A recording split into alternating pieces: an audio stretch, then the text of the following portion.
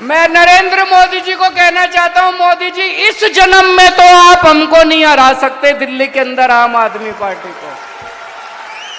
आपको दूसरा जन्म लेना पड़ेगा, इस जन्म में तो नहीं हरा सकते आप आम आदमी पार्टी को दिल्ली में।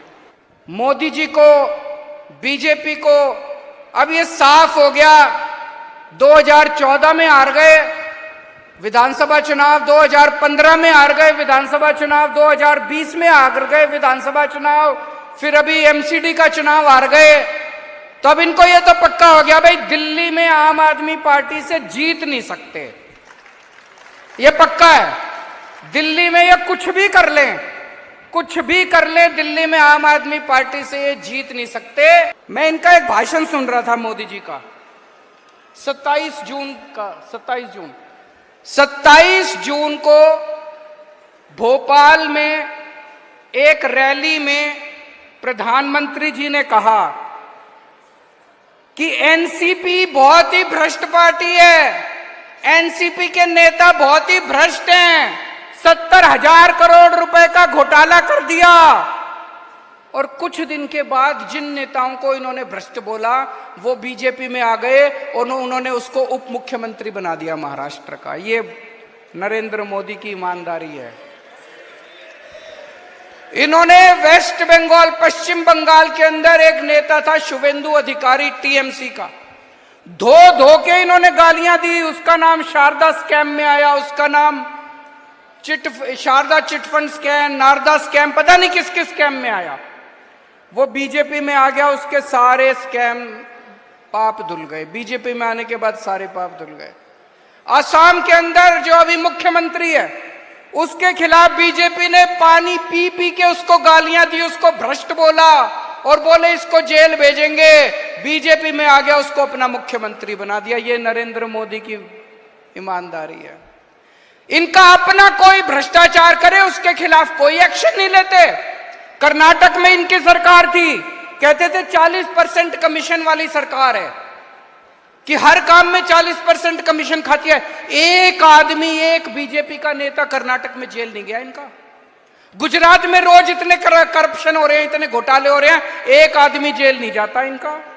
रोज सुनते हैं कि अडानी को इन्होंने थोक के भाव सारा देश बेच दिया, कोई एक्शन नहीं होता इनका। तो इनका क्या मकसद है? केवल और केवल सीबीआई और ईडी को इस्तेमाल करके दूसरी पार्टियों के नेताओं को तोड़ के अपनी पार्टी के अंदर लाना। कोई ईमानदार नहीं है नरेंद्र मोदी, कोई भ्रष्टाचार के खिलाफ जंग नहीं छेड़ रहे हैं। दूसरी पार्टियों का केवल सत्ता की लड़ाई है।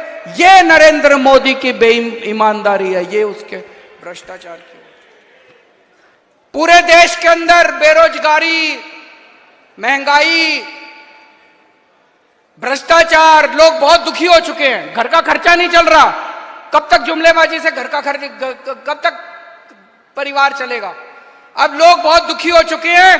तो अब प्रधानमंत्री जी ने एक नया वो बनाया है कि जितने रीजनल पार्टी के नेता हैं सब नेताओं को पकड़ पकड़ के जेल में डाल दो।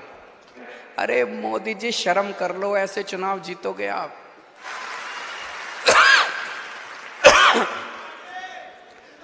हम लोग जेल जाने से नहीं डरते। जेल हमारे लिए भूषण है। एक क्रांतिकारी के लिए जेल भूषण होती है।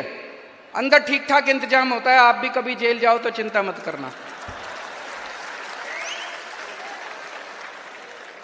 अगर भगत सिंह इतने दिन जेल रह सकते हैं, मनीष सिसोदिया 9 महीने जेल रह सकता है, सतिंदर जैन 1 साल जेल रह सकता है, मेरे को जेल जाने का फर्क नहीं पड़ता। लेकिन हमारे सामने प्रश्न है और हमें सत्ता का लालच नहीं है। 49 दिन के बाद इस्तीफा दिया था। कोई अपनी चौकीदार की नौकरी से इस्तीफा नहीं देता। किसी ने मेरे से इस्तीफा मांगा नहीं था 49 दिन के बाद।